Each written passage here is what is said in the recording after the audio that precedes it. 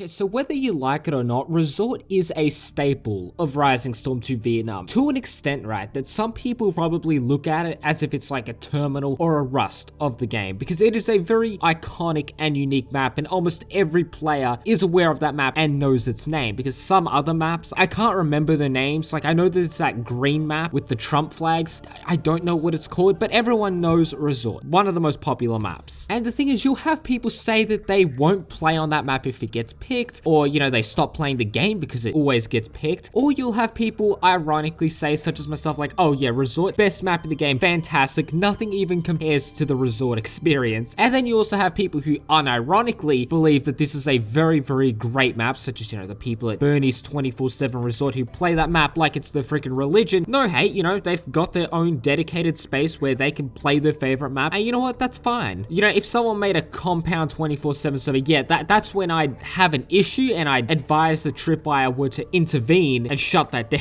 I'm clearly joking, but if I'm speaking realistically, and I know in the past I've said, oh yeah, Resort best map and whatnot, truthfully, this map is alright, but it is very inconsistent in terms of gameplay. I understand why people absolutely hate this map, and I understand why people love this map, because it is a very unique map, whether you like it or not. This map does offer a unique experience that other maps don't give. But you know, let's start off with what I like about this map, and this can vary based on experience, but I just love the anticipation you get when you spawn in, the countdown begins, and you get in the helicopter. I always like to play my own music, and I love taking off, and the anxiety, the emotions, you know, I get shaky and sweaty because, you know, you got like, you know, 5-6 other people in the helicopter that are looking at you, and they trust you. They're putting their trust in you to get them safely on A site. And I also have the thoughts in my head like, oh, is it going to be one of those games where A gets capped within the first couple of seconds, or I'm going to be the only helicopter that lands here, and my teammates fly God knows where else. And you know, I'm flying fast, I'm flying low. I look back at my teammates who are probably as anxious as me, because they know if we don't hit this landing on the first run, there is a strong chance that we're going to lose the game. So, you know, you're coming in fast and low, you quickly turn and touch down. Sure, you might roll the heli, and you know, a couple might die by a Dushka, but as long as you have enough bodies to cap the point, then in my opinion, this does become a decent to, you know, a good map after A site. And honestly, I stand by that. If we ignore A site, you know, just cut it out, and then, you know, the map is good. You know, you have multiple routes to getting onto B site, and beyond B, you know, it's not an impossible map for the attackers. But I mean, you know, why haven't we already just said, okay, you know what, A site, you know, let's just cut it out, let's just spawn at A site and have it, they have B become the new A site. But that's not what Resort is. That just kind of negates the purpose of Resort, the experience, because it just becomes like any other map in my opinion, because you can't have Resort without the A site. It isn't Resort in my opinion. And you know, this is why I always go as the transport pilot on this map, because if we don't cap that A site, then the map becomes a bit of a burden. Because I talk about, like, it's hard to articulate what I'm saying, because I go on about this like Resort experience and how, like, you know, A site, you know, flying in with the helis is what Resort is, but that's what makes the map bad as well. Because of the A site, you're so reliant on having your teammates, or especially your pilots, be competent, is what makes this map so freaking frustrating to play on. Because admittingly, I'm a decent transport pilot, and if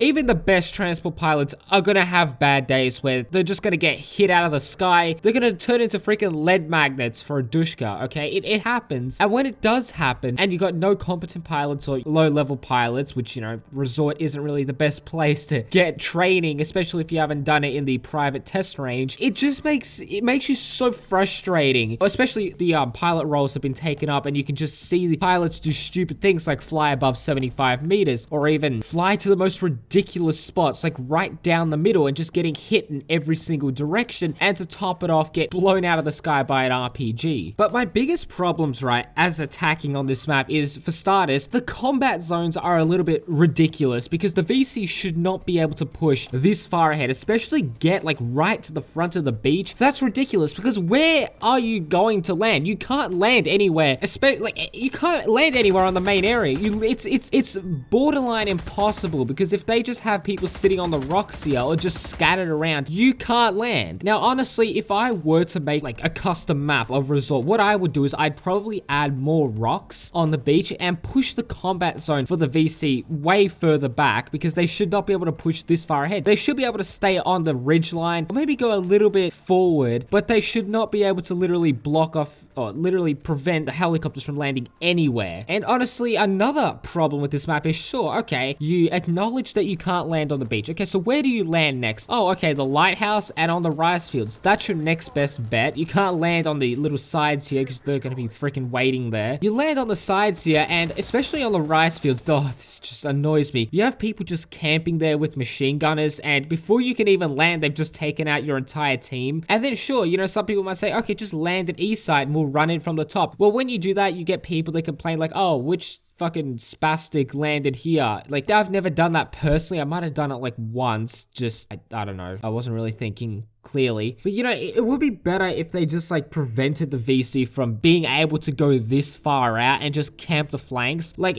even on the right side, you have people that just camp in the lighthouse or even just set up a dushka on the rock. And yet again, the troops or the Americans have to find a way to get from the lighthouse onto A point without getting picked off by someone on the ridge lines. Because the thing is, at least on the rice fields, you know, you can have a sniper just camp on the ridge and then the Americans can just like go along sort of the beach to the right of the rock or the mountain, whatever you want to call it. But you know, I want to tell you about a couple of experiences that I've had on Resort. Now, some of them are good, some of them are bad. Now, a good memory that I have, not good for the Americans, mind you, was when I was playing as the VC commander on Resort. And the thing is, I just kept on calling anti-air, and for some reason, the pilots, the amount of kills that I got with the AA was concerning, because you would hear the missiles launch and you can just see the pilots make like no attempt to lower their altitude. It's like they were playing the game on mute. And the thing is, there's like no reason as a transport pilot to fly above 75 meters on this map. I can't think of a valid reason. What you should be doing is going fast and low and just trying to hit the rocks or trying to avoid any gunfire and land as quickly as possible. And you know, it's not like I needed to save the anti-air for a spooky or a napalm, because sometimes the loach pilots on this map can just, they don't understand. Some people don't understand that the commander really needs to loach on this map to lean out of it and to actually use marks. Some people don't know this and they use the loach as just like some transport helicopter, and you're trying to get the freaking purser to get out of the passenger seat so the commander can get in it. Now, another thing that I've seen on this map in my experience was that this map does bring out the toxicity in people, me included. Like, I try not to project the toxicity, but I do get really sort of frustrated on this map. This is easily one of the most frustrating maps to play on. Like, I got vote kicked once. Oh, I didn't get vote kicked, it got initiated against me because I was using the loach. I had the audacity. Someone thought, this fucker Tantu has the audacity to use a loach, because I think we only had 2 combat pilots or something, or 1 combat pilot was AFK. I don't know what the other guy was doing, but I think he wanted a gunner for his Cobra, which honestly isn't really necessary. Like, if I was a Cobra pilot, I'd rather someone go in the loach as opposed to be my gunner, because at least I could see, you know, where I'm shooting at, and then I can just use the minigun on the rockets, and that's more than enough firepower in my opinion. But you know, another problem, right, with this map is that this is a common scenario that I see a lot, and that is, you know, as the VC, you just stand around doing nothing. If you don't have an RPG, dushka, or a machine gun, what do you do on this map? Sure, you can go and camp on the flanks, but this is the major reason why I don't actually go as VC on this map, because it can be extremely boring. Because I mean, half the time as the VC, you don't even see the helicopters, but this is if A hasn't been taken, by the way. But you know, to more or less sum everything up, you know, Resort can be a fun map to play on. Like, it's not like, oh, this map is the worst map in Rising Storm 2 Vietnam, because under the right